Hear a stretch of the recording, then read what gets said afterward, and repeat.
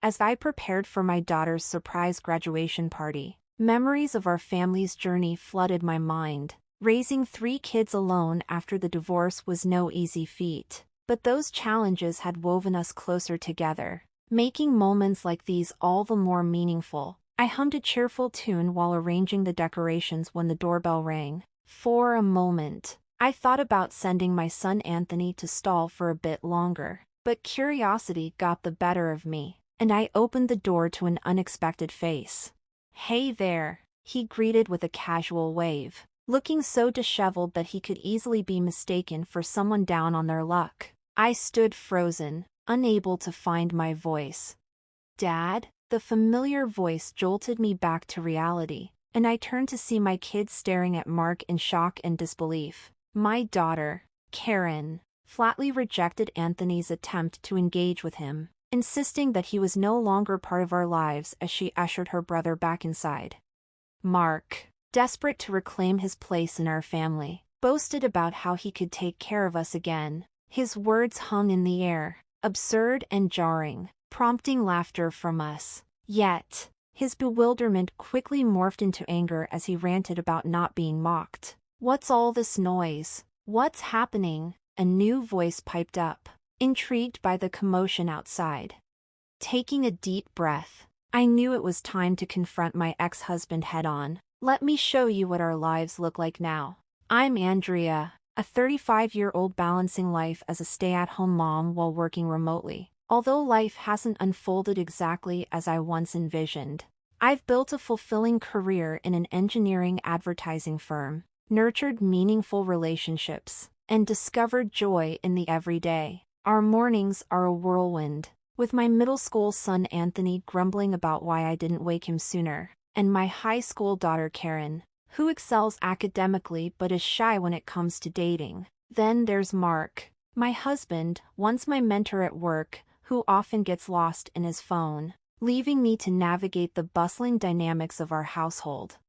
Amidst the ordinary and unexpected challenges, our family learns to navigate life's complexities, drawing strength from one another and finding joy in the journey, no matter how unpredictable it may be. When I first met him, Mark seemed earnest, but his attention to detail and unreliability in critical moments quickly became apparent. I never viewed him romantically at first, yet his relentless pursuit ultimately led me down the aisle, marking the first time I recognized my vulnerability to persuasion. Recently, Mark received a promotion to manager, which means more business trips. While I'm proud of his accomplishment, his vague responses about his return dates and his irritable dismissal of my attempts to provide comfort, like offering shoulder massages, have been disheartening. At home, he's often glued to his phone, diminishing our family interactions, and he frequently comes home late,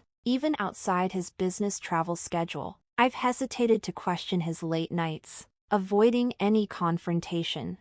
Today, as has happened many times before, he was vague about the details of his trip. His sporadic homecomings have become the norm, with an expectation for meals prepared on demand. When I gently inquired about his return, his explosive reaction chilled the atmosphere, shattering the peace we once enjoyed. Shocked, I barely managed to hold onto a plate, stumbling over my apologies as I watched him storm out of the room, anger and guilt etched on his face as he slammed the door behind him. My attempts to discuss our finances were abruptly cut off, leaving an unsettling silence in his wake. Karen noticed the tension and turned to me, while Anthony's grip on his mug revealed his anxiety. I tried to diffuse the situation, blaming myself for adding stress to Mark's already heavy workload. Karen, ever supportive, reassured me it wasn't my fault, her embrace offering a momentary solace amid my swirling emotions. Realizing it was time for school, I urged my children to leave, catching only muffled words from Anthony as he hurried out, leaving a trail of dust behind. Karen shot me a concerned glance, which I met with a forced smile, one that did little to mask the unease lingering in the air. After they left, the silence hung heavy, as oppressive as a dark cave, amplifying the echo of Mark's harsh departure. The once chaotic house now felt eerily quiet, a stark reminder of the growing distance between us. In the face of this adversity, I've learned to push aside negative feelings, sometimes giving myself pep talks to stay motivated. With Mark no longer contributing financially, it falls on me to ensure our children have everything they need. Drawing from my past experiences, I've started a career as a graphic designer. The income isn't always predictable, but my determination to provide for my family fuels my efforts. I remind myself to stay strong as I finish the laundry, taking comfort in the beauty of a day marked by a solitary cloud in the sky while humming tunes from my youth to lift my spirits. Mark's frequent business trips have become the norm, and his late returns have grown increasingly rare. Whenever I tentatively ask about his late nights, his dismissive responses leave no room for discussion. Our communication has dwindled to brief, cold exchanges, a stark contrast to the partner I once knew. His indifference, as he walks away, leaves me momentarily stunned, but I quickly gather my composure. My primary concern has now shifted to our financial stability, acknowledging that I can no longer rely on Mark for support. I've organized our finances into 4 separate accounts, one for my graphic design income and daily expenses, another for the mortgage payments to Trust Bank, and a third reserved for emergencies. While the first account is currently stable, the looming long-term mortgage payments fill me with dread. I try to avoid dwelling on that, choosing instead to focus on the immediate tasks at hand. However, when I checked the rarely accessed emergency account, I was confronted with an unexpected and unfamiliar withdrawal. The discovery sent a chill through me, raising unsettling concerns about potential fraud, especially since my children were unaware of these accounts. The thought of a scam flickered in my mind, but the selective nature of the withdrawals didn't fit that narrative, leading to a deeper, nagging worry that was hard to shake. As I wrestled with this financial mystery, I also felt the personal toll of my stress weighing heavily on me, my failing eyesight, exacerbated by presbyopia, the fine lines etched into my skin marking the passage of time, and the remnants of too many nights spent asleep at my desk. In that moment of reflection, I resolved to stop being so harsh on myself. Instead, I decided to face reality head-on, focusing on resolving the financial anomaly and preparing for whatever challenges lay ahead. With or without Mark's support, my determination to protect and provide for my family, despite the uncertainties, remained steadfast. It felt like a distant dream for Mark to come home while the daylight still lingered in the sky, almost as unlikely as the possibility of a sudden hailstorm tomorrow.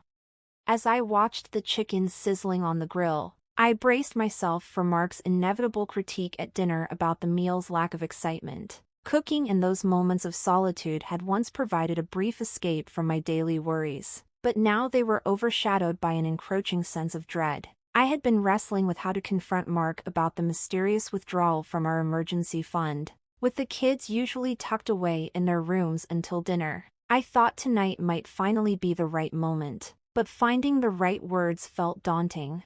Just as I was caught up in my thoughts, Mark excused himself to the bathroom, leaving me torn between relief at avoiding a difficult conversation and frustration at missing my chance. His phone, abandoned on the table, buzzed with a notification from a name I didn't recognize. The temptation to investigate was overwhelming, especially knowing he would be occupied for a while. With my heart racing, I edged closer to the table and caught a fleeting glimpse of the message, only to be interrupted by footsteps. In a panic, I hastily returned the phone to its place as my son, Anthony, asked about dinner.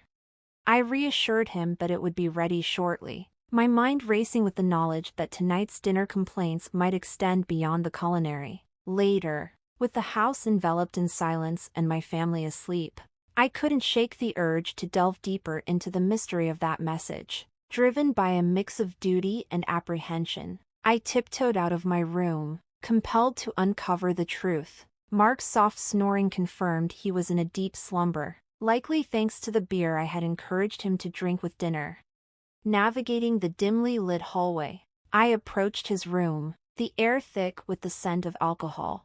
I pressed on, determined not to let the unpleasant smell deter me. Reaching his bedside, I eyed his phone, its cable serving as a lifeline from the outlet. I knew that unplugging it would wake the screen, potentially revealing more than I was prepared to handle. Yet the need for answers guided my trembling hands. In the stillness of the night, with my heart heavy, I carefully disconnected Mark's phone from its charger, pressing it to my chest.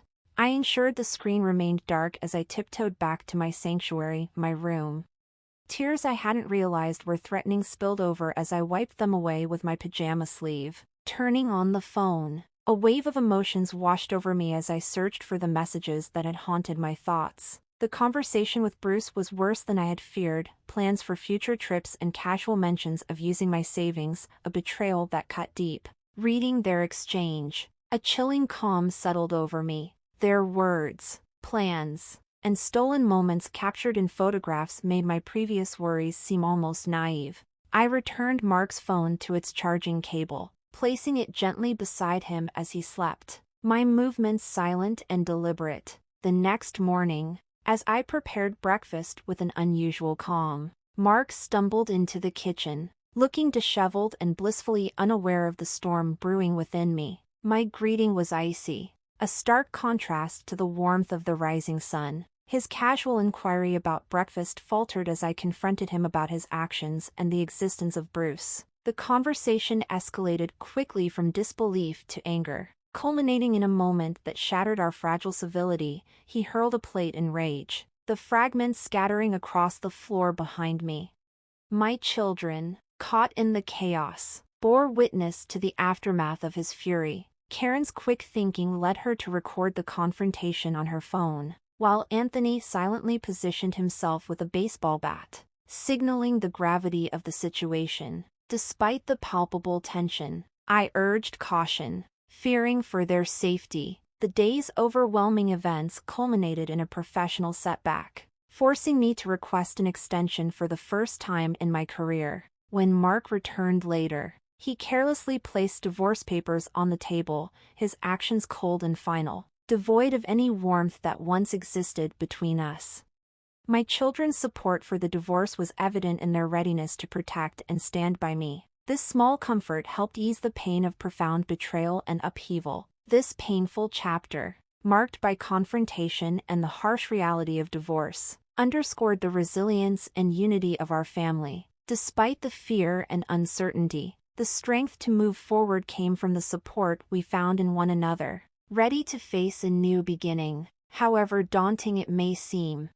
Deciding to divorce felt like stepping into uncharted waters. I was apprehensive, unsure if I could shoulder the financial responsibilities alone. Yet, after confiding in Karen and Anthony about my concerns, we found unity in our resolve. Karen offered to contribute her part-time job earnings, and Anthony volunteered to take on more household duties. Accepting their help wasn't easy, but it became our path forward together.